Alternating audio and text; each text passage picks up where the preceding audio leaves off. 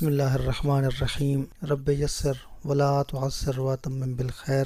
مومنین کرام، ماہ رمضان المبارک کے 18ویں دن کی دعا اللہ کے رسول کی زبانی ابن عباس رضی اللہ تعالی عنہ کی زبانی۔ ابن عباس اس دعا کو ہم تک پہنچانے والے ہیں۔ پیغمبر اسلام جیسی شخصیت بیان کرنے والی، رحمت للعالمین پیغمبر بیان کرنے والے۔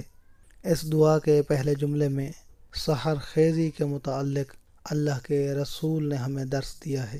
سحر خیزی انتہائی صحت مند سرگرمی ہے۔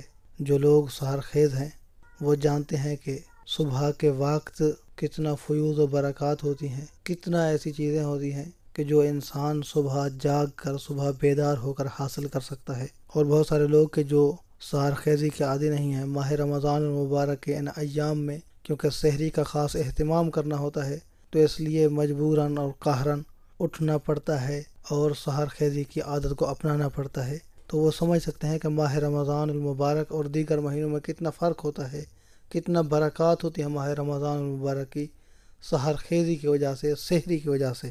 تو اس دعا کے اندر اسی حوالے سے بات کی گئی ہے۔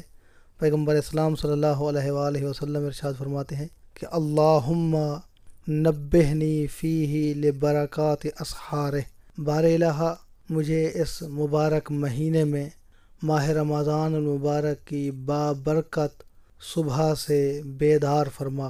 بابرکت صبح، اسحار سحر کی جمع ہے، صبح کی جمع ہے، ان میں بیدار فرما۔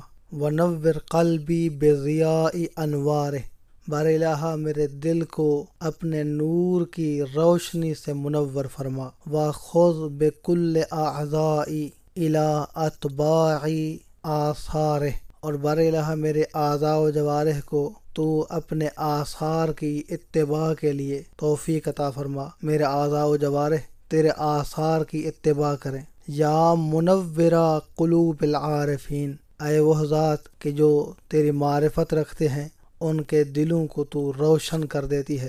بار الہ ہمارے دلوں کو روشن فرما، ہمیں اپنی اطاعت کی توفیق عطا فرما، ہمارے دلوں کو منور فرما۔ تو دعا یہی ہے کہ اللہ تبارک و تعالیٰ کی ذات ہمیں ماہ رمضان المبارک سے صحیح معنی میں استفادہ کرنے کی توفیق عطا فرمائے۔ اپنی دعاؤں میں یاد رکھیے گا، اپنا بہت سارا خیال رکھیے گا۔ محمد نقی جسکانی کو حوزہ علمیہ نجف اشرف سے شیعہ پوائنٹ سے اجازت دیجیے۔ والسلام علیکم ورحمۃ اللہ وبرکاتہ۔